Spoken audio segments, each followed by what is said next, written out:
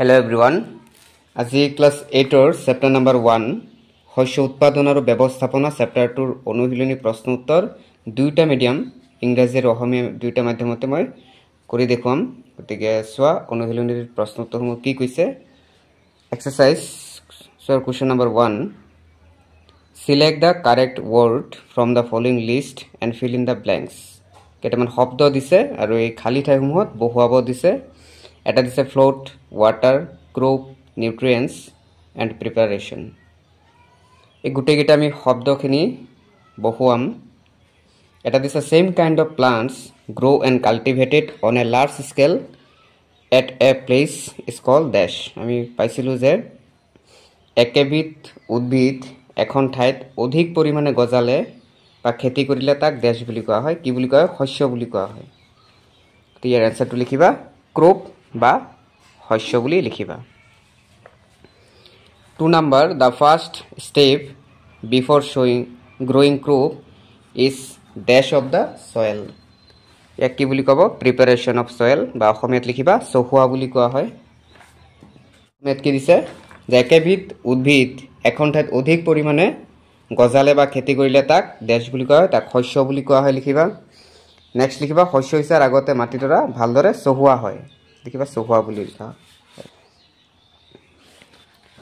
C number damaged seeds would dash on top of water damaged seed বিলাক কি হয় float হয় floating হয় লিখিবা উপঙি থকা বা float C answer D লিখিবা for growing a crop sufficient sunlight and water and dash nutrients from the soil are essentials তুমি খালি ঠাই দুটাত লিখিবা এটাত লিখিবা water আনটোত লিখিবা nutrients অসমীয়াত লিখিবা নষ্ট হোৱা বীজবোৰ পানীত dash থাকে নষ্ট যিবোৰ বীজ থাকে এইবোৰ পানীত উপঙি থাকে ডি নাম্বাৰ শস্য বৃদ্ধিৰ বাবে প্ৰচুৰ সূৰ্যৰ পোহৰ আৰু মাটিৰ পৰা পানী আৰু পোষক দ্ৰব্য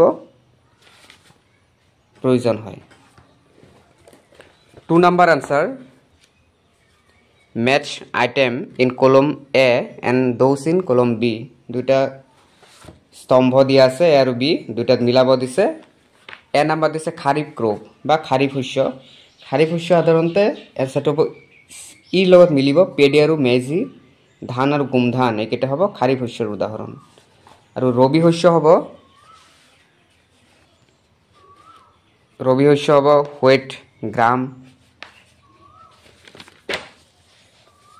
and pea খেহু বুট আৰু মটৰ মাহ সি নাম্বাৰ কেমিক্যাল ফাৰ্টিলাইজাৰ বা ৰাসায়নিক সাৰ হ'ব urea phosphate and super phosphate urea এইবোৰ হ'ব आंसर टू बी लिखिबा बी की দিয়া আছিল ইউরিয়া আৰু সুপার ফসফেট মহমে লিখা নাই কে বুজি পাই যাবা 4 নাম্বার অর্গানিক ম্যানিউর বা জৈবিক সার কাক কোৱা হয় পানীৰ যিবিলাক বৰ্জিত দ্ৰব্য গৰুৰ গোবৰ গোমূত্ৰ বা উদ্ভিদৰ অৱশিষ্ট এখিনি হ'ব অৰ্গানিক ম্যানিউৰ বা জৈবিক সাৰ ইংৰাজীত লিখা আছে এনিমেল এক্সক্ৰিটা কাউ ডাং urine and plant waste C number 2 লিখি দিবা তথাপি অসমীয়া যি ক'ব লাগে ইয়াত চোৱা নাম্বাৰ 1 খাৰিফ শস্য তুমি মিলাব লাগিব এনসাৰ ই লগত মিলাব লাগিব ধান আৰু গুম ধানৰ লগত ৰবি শস্য খেহু আৰু বুট বা মটৰ মাহ ৰাসায়নিক সাৰ ইউৰিয়া ফসফেট আৰু যেটো জৈবিক সাৰ দিয়া আছে এটো গৰুৰ গোবৰ বা গোমূত্ৰ অৱশিষ্টটো লিখি দিবা পিছত আহিব 3 নাম্বাৰ প্ৰত্যেকৰে দুটাকৈ উদাহৰণ দিয়া give two example of each kharif crop আৰু ৰবি ক্ৰপ খাৰিফ ক্ৰপৰ উদাহৰণ দিবা পেডি বা মেজি ধান আৰু মাকৈ আৰু ৰবি ক্ৰপ যেটো আছে এটো দিবা wheat বা গ্ৰাম খেহু বুট এখিনি লিখিবা next question number 4 write a paragraph in your own words on each of the following কেটামান শব্দ দিয়া আছে preparation of soil sowing weeding and threshing গুটেগিটা ওয়ার্ড দিয়া আছে তুমি সৰুকে এক প্যাৰাগ্ৰাফ লিখিব দিছে কিছুমান দফা লিখিব দিছে মাটি চহুৱা বিচিসা বনবাত নিৰ্বাহ আৰু মৰণা মৰা ইয়াৰে আমি এই ভিডিওটোত 4 ৰ বি নম্বৰ লৈকে মই কৰি দেখুৱাম পিছৰ ভিডিওত বাকিখিনি কৰি দেখুৱাম দিয়া কোৱেশ্চন নম্বৰ 1 টো চোৱা ফাৰ্স্ট আছিল প্ৰিপাৰেচন অফ সয়েল আমি কেনেকৈ লিখিম preparation of soil is the first step before growing a crop One of the most important tasks in agriculture is to turn the soil and loosen it. This allows the roots to penetrate deep into the soil. Next likhiba, the process of loosening and turning of the soil is called the tilling and plowing. This is done by using a plow. Tenenge likhi diba. Ohmiyat likhiba, mati sohua শস্য উৎপাদনৰ প্ৰথম কাম, কৃষি কাৰ্যৰ প্ৰথম আৰু অতি প্ৰয়োজনীয় কাম হ'ল মাটিডৰা ঢিলা কৰা। ঢিলা মাটিত উদ্ভিদৰ শিপা সহজে তললৈ যাব পাৰে। মাটি চকৰা আৰু ঢিলা কৰা পদ্ধতিটোক মাটি চহোৱা বা হাল বোৱা বোলে। নাঙলৰ দ্বাৰা এই কাম কৰা হয়। তাৰিখে লিখি দিবা। বি নাম্বাৰ, বি সিসা বা sowing.